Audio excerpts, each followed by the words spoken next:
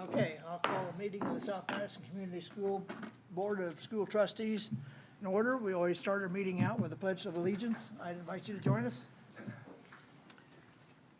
I pledge allegiance to the flag of the United States of America and to the republic for which it stands, one nation under God, indivisible, with liberty and justice for all. We'll now honor a moment of silence.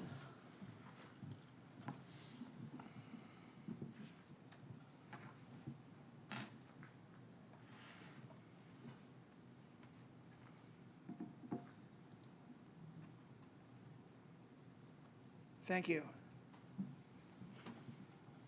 Item 1.3, any adjustments to the agenda, Dr. Hall? There are no adjustments tonight, President Hutton. Thank you. Our core purpose is success for all students. Our core goal is that at least 90% of the students pass language arts, English, and mathematics on state assessments. Our core values under character, we will continue to be an institution guided by ethical strength. For students, we will continue to put students first in our priorities and our decision-making. Under service, we will continue to be an organization known for its servant spirit and stewardship. We will continue to embody the qualities of stewardship. No one has signed up to address an agenda item, so we'll move on into reports. 2.1, enrollment update, Dr. Hall. Thank you, President Hutton. I just wanted to give the board an update where our preliminary enrollment looks for this fall. And of course, our official count date is not for about another month. And so these were numbers that were accurate at the first part of this week. So we may be off a few here or there, but for the most part. So we'll just start with the high school. And so we are currently at 1,381. Of those, 1,207 are resident, 174 non-resident. So it's very consistent to where we've been in the past year. It's almost identical to where we were at this time last year. So if you look at our capacity in the building at 1,381, that means the high school is running 86%.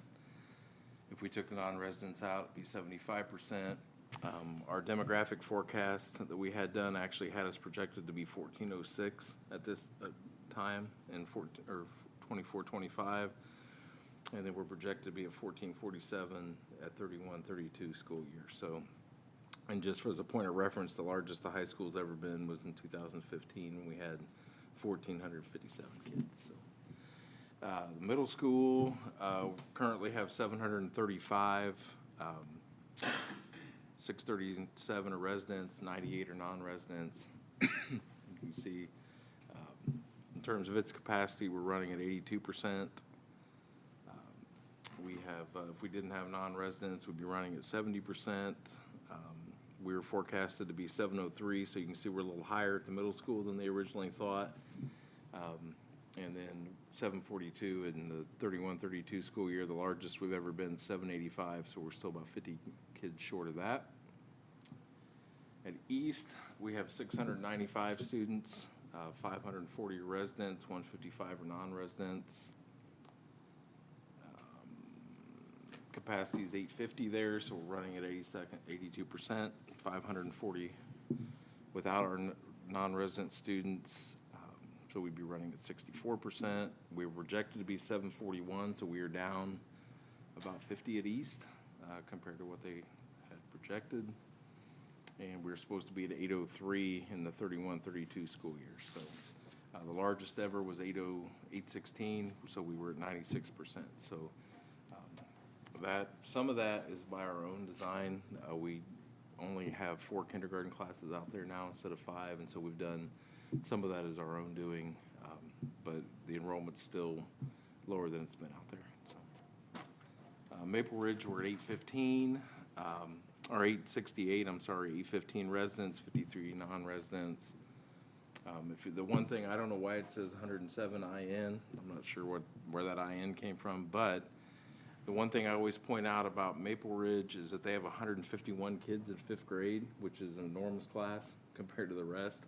And so is that, in 2 years, that number is going to be gone, and the rest of them are going to equal out in that 130 range, and so they're about 20 high in that one grade, and so we have to take that into consideration. Kindergarten is a little bit bigger than sixth grade, but pretty much kindergarten 1, 2, all the way up through third grade are all very similar. And so obviously Maple Ridge is right now is our tightest building in terms of capacity. We have 868, so we're running at 96% capacity.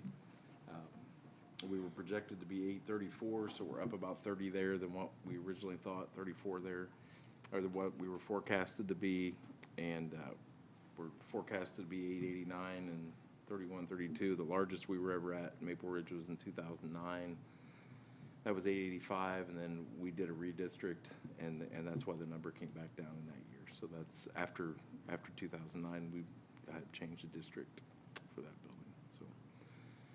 So Pendleton Elementary, I always put the pre-K in yellow because it's unique compared to all the other schools. They don't have pre-K, so I pull that one out. So if that one, we have 889 kindergarten through sixth graders. So that 889 does not include the 123 preschoolers because we're trying to compare buildings.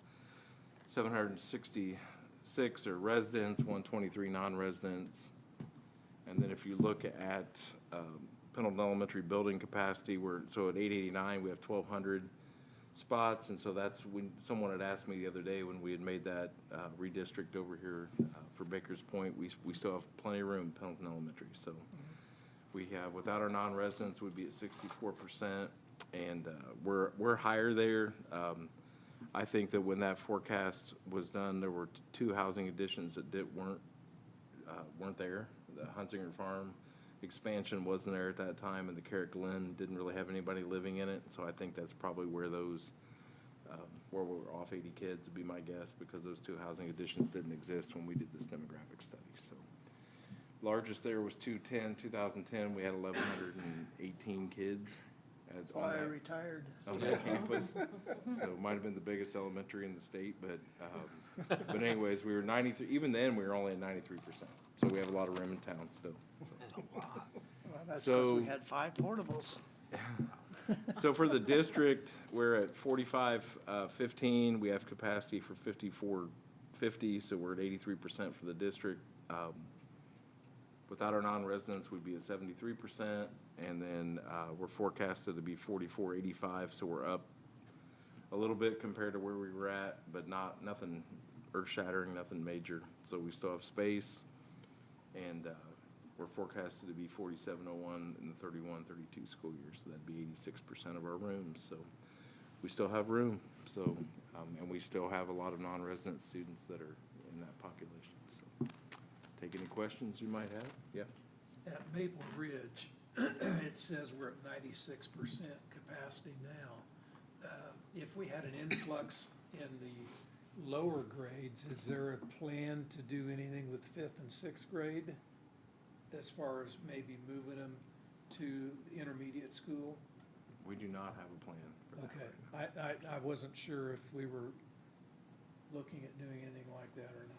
No, because I mean, we'll just have to keep an eye on that. I think once that 4th grade comes through there, I think your capacity is going to go back down because they're up by 30 kids, and we're not seeing other classes out there that are 160 kids or whatever the 151 kids. We don't really have anything like that in any of our other grades. So that grade's always, that grade has been a problem all the way through. It's been like that for every year for whatever reason. There's just a lot of kids in that grade, and so I think we'll all be somewhat relieved when they move on to the middle school.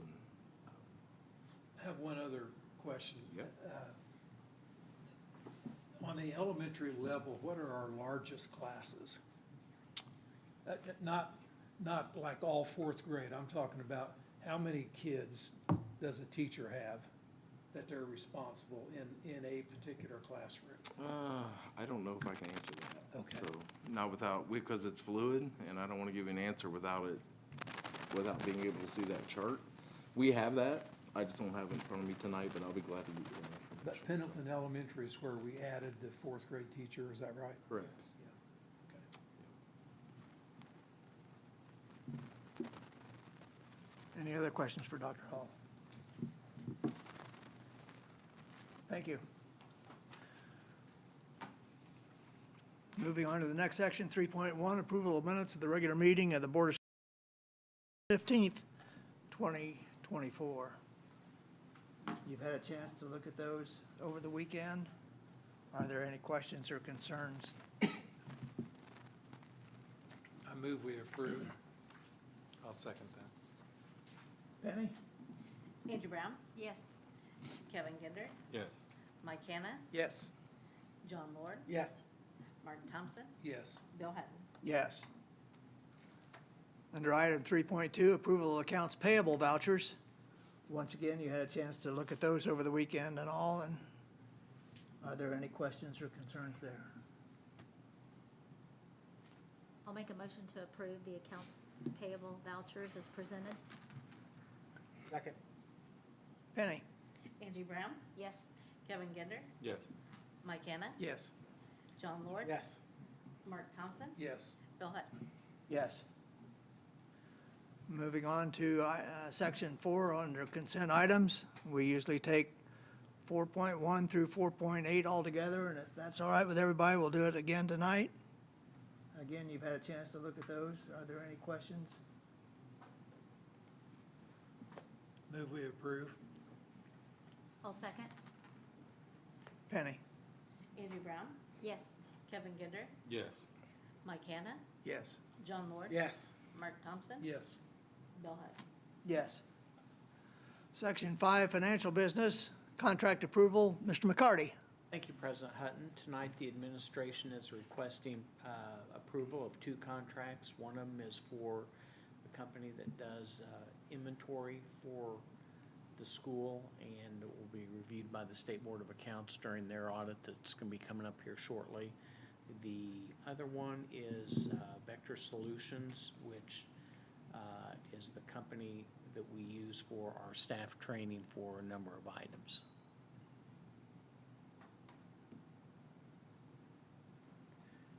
Any questions for Mr. McCarty?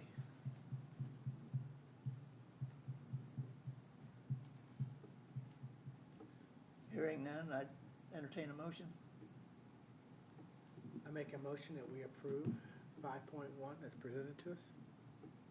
I'll second that. Andrew Brown, Yes. Kevin Ginder, Yes. Mike Hanna, Yes. John Lord, Yes. Mark Thompson, Yes. Bill Hatton. Yes. Item 5.2, approval of the roofing contracts for Pendleton Heights High School and East Elementary. Mr. McCarty? Thank you, President Hutton. At the August 15th meeting, the board approved the bids from Fredericks for the roofing project at Pendleton Heights High School and East Elementary. CSO, our architects, have completed some proposed contracts that are now with our legal counsel for review.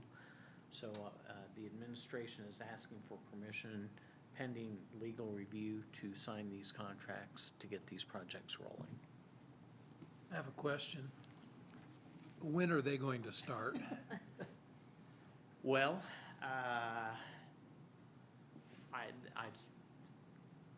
the hope was that they would have the project done by the end of 2024. So we would hope that they would start very soon. I think the contract says it commences upon the date of the contract, so they can start as soon as the contract is signed. I move we approve the contract. Let's get going with it. It's been an all-day sucker for a long time. I'll second it. Penny? Andrew Brown, Yes. Kevin Ginder, Yes. Mike Hanna, Yes. John Lord. Yes. Mark Thompson. Yes. Bill Hatton. Yes. Item 5.3, permission to post the 2025 budget and bus replacement plan. Mr. McCarty? Thank you, President Hutton. Tonight, the administration is requesting approval to upload to DLGF our proposed 2025 budget for the education fund operations and debt service, as well as our total levy. Also, we are going to post our bus replacement plan and our capital project plan, 5-year bus replacement plan and 3-year capital project plan. Pending approval, these will be also uploaded to our SMCSC website. This has to be done 10 days before our public hearing that is scheduled for September 19th.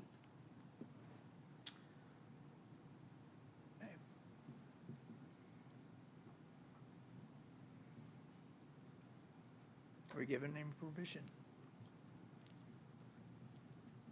Somebody. I'll make a Get it, do it. Okay, I make a motion that we approve 5.3 as presented. I'll second.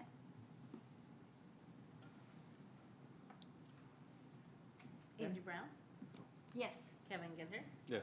Mike Cannon. Yes. John Lord, Yes. Mark Thompson. Yes. Bill Hutton. Yes.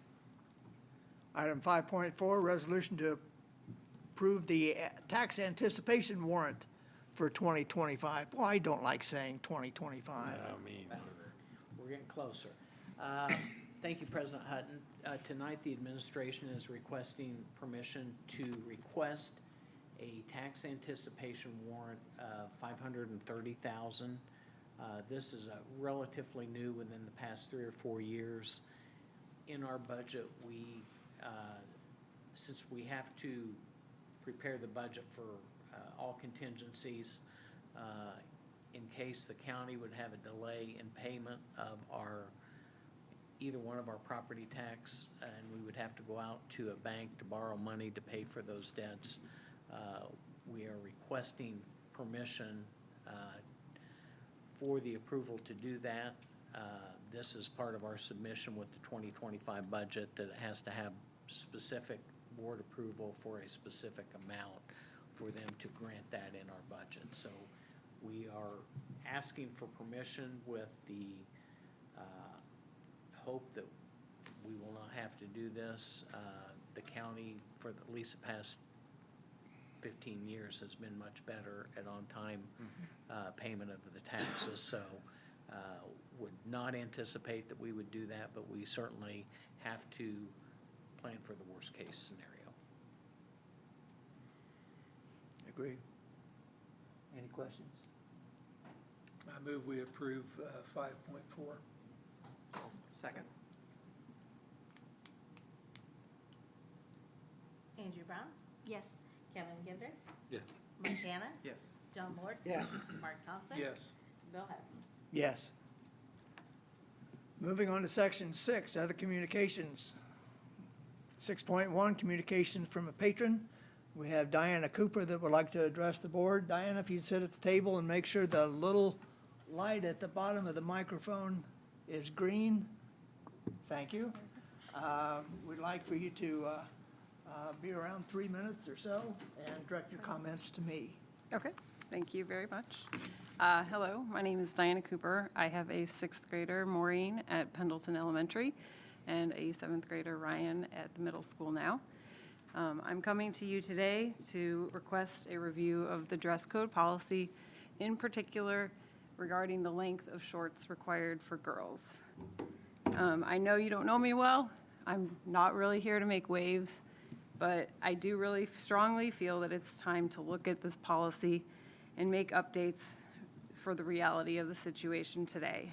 My daughter has not actually had a violation either, but she does live in fear of it. And I don't think that's healthy for a student wanting to wear seasonal clothes to school. So while I understand the intent completely behind the current guidelines encouraging modesty, maintaining a respectful school environment, I believe that the policy could benefit from some modernization.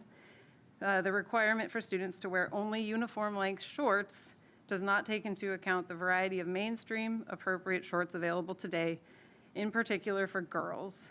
Many of these options are stylish, comfortable, and well-suited for the school setting without compromising on modesty. They are often not fingertip length, though. And this measurement can vary based on body type. If the fingertip length is not how we're going to actually evaluate it, then different phrasing would take that fear and anxiety out of the rule for children wearing shorts, worried about being called out for what is considered inappropriate clothing and disrupting their school day while it's completely normal wear, but not meeting the rule.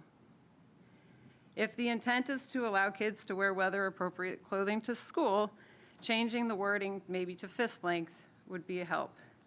Let's take an easy win here and impact the student morale, making them feel more comfortable and confident at school. There are a plethora of unintended consequences coming from this outdated wording. The general sentiment suggested even from staff I have heard is just wear pants the rest of the year. My daughter tried this last week, and when it was 95 degrees, she got off the bus, which was probably 100 degrees, for 30 minutes, and she felt sick enough that she asked to not go to sports that night, which for her are indoors. We can do better. If the intent is to support an education environment, then let's keep kids in class and improve a variety of shorts that are available from common or popular stores that students could go pick. If the intent is to build students' body image in a safe environment at school, don't call out girls for inappropriate clothing that is not something that they should be feeling ashamed to wear. If the intent is to have teachers greet students every morning, leave it at that and not the look over that they're getting when they enter the building. Teachers are doing their job following the policy, but it's not the rewarding part of their day. Let's ease the burden on them as well. South Madison County Community Schools is an active and growing district. Let's lead and show our commitment to continuous improvement, students first, and make changes to our current dress code policy proactively without waiting for a loud crowd or any headlines to make the change. Thank you for your time. I'm confident with your leadership that we can find a balance and maintain the school's standards while also accommodating the evolving needs and preferences of our student body. Bill, may I ask, Mrs. Cooper, I appreciate your comments and everything else. Mark? may I ask a question? Yes. So instead of this, you're saying this. Yep. Is that, so about 4 inches, 3.5, 4 inches, once again, Suggestion. depending on body build. I know. I don't love evaluating a body, right? But if you, it's so gray, you need something, I get it.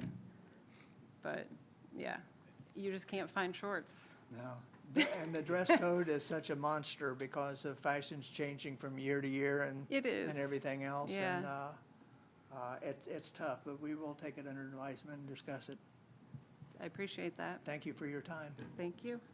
Thank you. 6.2, communication from the superintendent. Dr. Hall? I don't have anything tonight. Okay. 6.3, communication from the Board of School Trustees. Angie? I have nothing tonight. Okay. Kevin? I have nothing, sir. Mike? I would like to thank Dr. Hall and Mr. McCarty and Officer Farr for the work that they've done to help us get these police officers in our schools. I mean, this has been a goal of ours for a long time, and I know pay had something to do with it, and I even talked to a police officer today that, you know, that put them over the hump. You know, what was offered to them made it worthwhile, you know, in their time off, but that's been a big thing that we wanted to get done, and through you people, we got it done, and I'm grateful for that. I think everybody feels good about that, and we're just glad they're gonna be on site and on our campuses. But thank you. Especially with what happened in Georgia yesterday. Yeah. We just can't take any chances. Yeah, I second that, Maureen. Mark? Same thing. I mean, Dr. Hall and I had a conversation before this meeting about some of that, and unfortunately, you can't stop it totally, but you can certainly delay it by doing some different things and being as proactive as we can. I just, every time you hear something that has gone on like this, we need to glean those things off of that we can learn by and do better, so that maybe we can cause a delay at least from somebody, you know, coming into the school. And the resource officers are, it's a must. Unfortunately, in this day and age, it's a must. So, once again, kudos to people that are working on it. Thank you. John? Nope. I'd just like to make a comment about the play that the kids put on that I got to see last night. It's something that was very different from what Pendleton Heights is used to. It was not a musical, and it was very interesting, and the kids did a great job. The tech department was all over the place with different spotlights, and people were coming out of the audience, and people were in the audience for part of it. So it was quite an endeavor last night. I think I liked it, But time's going to tell, I think, a little bit. I'm more of a musical kind of guy, but Jackie just did a fantastic job with things last night and tonight. Yep. With that, item 7, adjournment of the regular meeting. I'd entertain a motion for adjournment. I'll make a motion, we adjourn. I'll second that. Penny? Angie Brown, Yes. Kevin Ginder, Yes. Mike Hanna. Yes. John Lord. Yes. Mark Thompson. Yes. Bill Hutton. Yes. Meeting adjourned.